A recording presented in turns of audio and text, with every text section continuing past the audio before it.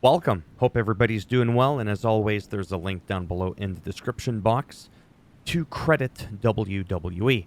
So I watched this, The King and Queen, and I did have a lot of fun.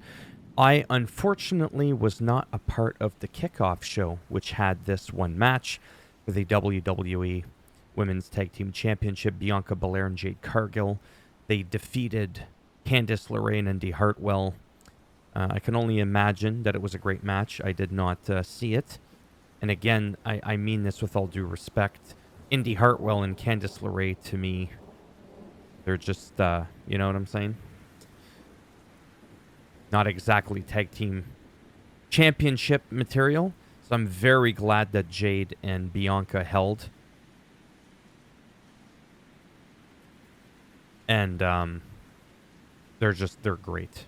Like, I really like Bianca and Jade. They're so good. It's just crazy. And so for me, this made complete sense for them to retain. Moving on. Oh boy. Well, this definitely stirs a pickle.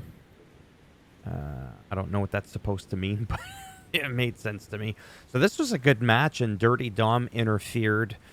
I think the idea was to keep Liv Morgan away from the championship. I'm not saying I think that was what the intent was, but it backfired because he slid, as you know, probably if you watched it, a chair inside the ring, and Becky's like, I'm not using this. And Dom's like, come on, do it. It wanted Becky to retain the championship. As you know, Liv injured Rhea from a scripting perspective, and that didn't work out. But overall, the match was good. I enjoyed it. And that's that. Moving on now. Intercontinental Champion Sami Zayn defends and defeats Chad Gable and Bronson Reed in a triple threat match. And I really like this because it makes Sami look very strong. He defeated and dethroned the longest reigning Intercontinental Heavyweight Champion of all time. That is such a huge accolade on its own, right? He doesn't have the longest reigning title, but he's the guy that ended that. So that's going to remain forever to be like a huge deal. And now he defeated Bronson Reed and Chad Gable.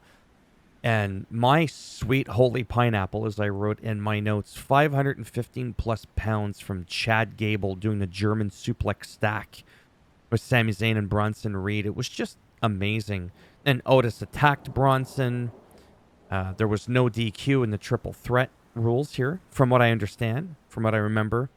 Gable again slapping Otis around, blah, blah, blah. He did go to hit Sami again, but he ended up clobbering Chad. That gave him a little bit of time. Beluva kicked the shit out of Bronson and retained.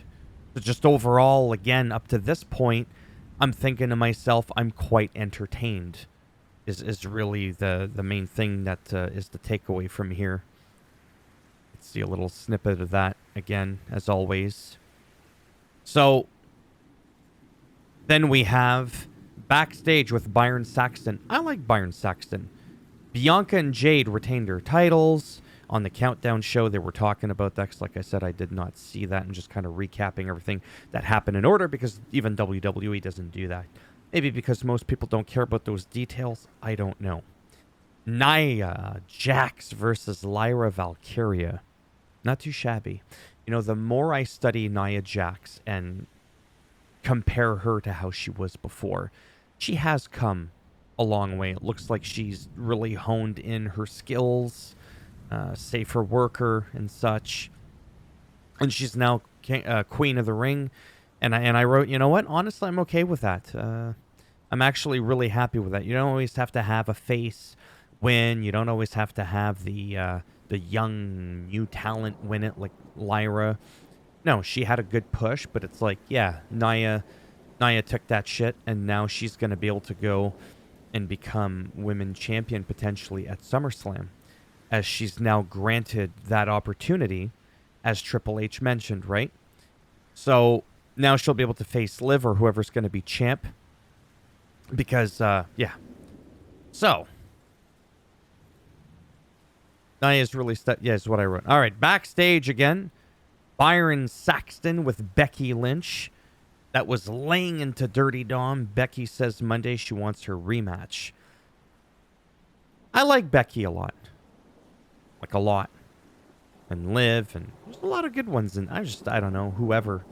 I just know that once Mommy comes back, that's my main girl right there. Rhea Ripley's gonna fucking annihilate everybody. Backstage, yeah, so there was that. And then Randy Orton versus Gunther. These two, right away you could tell it was going to be an epic match. And it was. It was wild. Gunther wins the King of the Ring. And I'm not against it. I'm kind of against how it played out. Does that make sense? Let me try and explain. I'm not against Gunther winning. I'm against Gunther winning the way he did. I'm not saying he cheated. There was no Ludwig Kaiser bun. He wasn't there. Remember, I call him Kaiser bun because that's a type of bread. Just in case, like, why does he always call him a bun? No, I don't want his buns. Kaiser bun does taste pretty. Anyways, it was a good match. But what made no sense to me, so I get it, Orton's knee was hurting, blah, blah, blah, great. But Gunther had just gotten RKO'd. He just got RKO'd. And somehow was just able to easily roll over Orton, who had a bad knee. And technically, Orton's left shoulder was up. So it's kind of like, I'm not okay with that. Again, okay with him winning, just not the way he did. It's just kind of weird.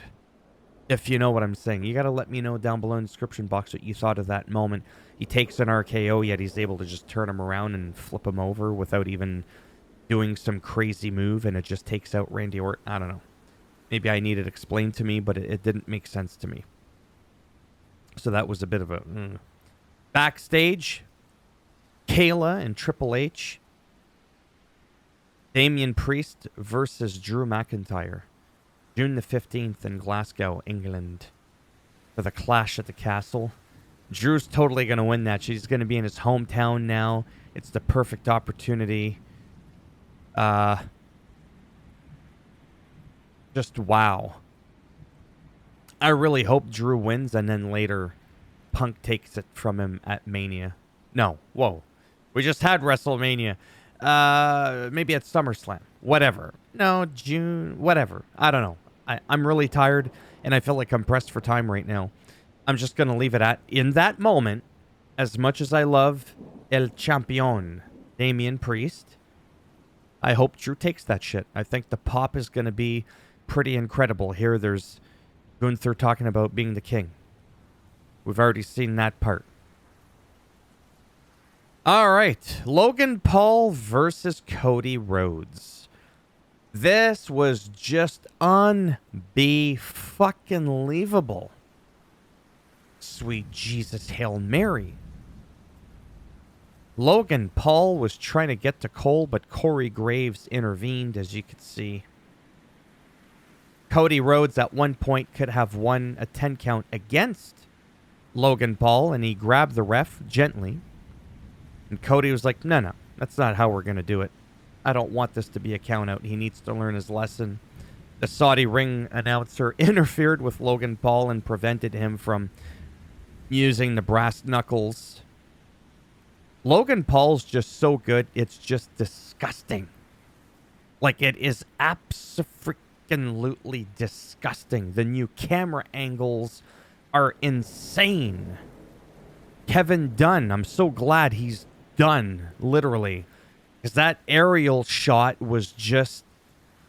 I'm lost for words. I don't think there's a proper word in the dictionary in any language, and I could speak a few of those languages, that properly describe what in the holy pineapple we witnessed there. It's insane. It's like I said before. Used to think Logan Paul was a clown. I always knew he was talented, self-made millionaire and all this stuff. But since joining the WWE, like, it's just unbelievable. Like, there's... Oh, yeah. He's one of the boys. He blends in. He's, he's cruising by. He's going to be a jobber. No. He's not a jobber. He's not a mid-cart. He's a fucking main eventer. It is ridiculous. He is on his way to becoming one of those guys. The way he's going, it's going to be like a Hitman. He's going to be like a Shawn Michaels. I'm telling you, if he keeps it up, if he puts the years in, and he just keeps doing what he's doing, he absolutely has what it takes. My opinion. You could think he's trash. That's okay. It's okay. Think he's trash.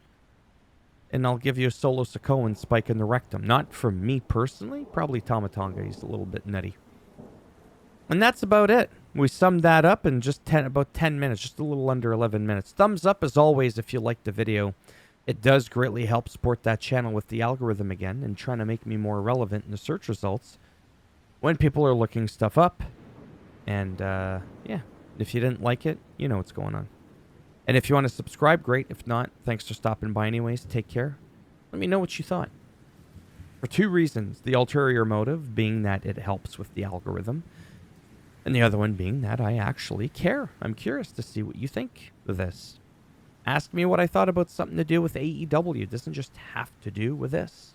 If it's ATW and it has to do with all things wrestling, go ahead, because again, comments on a video helps promote the channel, the video, helps the algorithm.